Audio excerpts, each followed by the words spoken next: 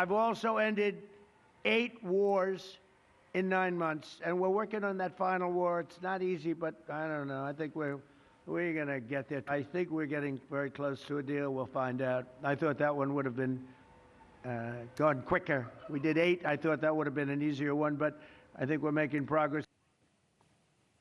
Donald Trump qui fait le décompte des guerres qu'il a stoppées. Évidemment, c'est un palmarès un peu contesté, mais une des guerres qu'il essaie de stopper, c'est celle en Ukraine, avec ce plan de paix qu'il propose. Valérie Beaudoin et Raphaël Jacob sont là pour en parler.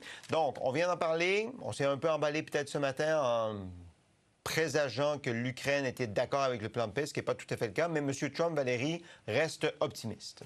Et ça me fait quand même rire qu'il disait, je pense que ce serait cette guerre, ça allait être cette guerre-là, finalement, la plus simple à régler, parce qu'on se souvient qu'il avait dit que ça va être réglé en 24 heures avant même pratiquement ma première journée. Clairement, il n'écoute pas les mordus de politique, hein, parce qu'on l'a dit à plusieurs reprises à quel point ce serait complexe.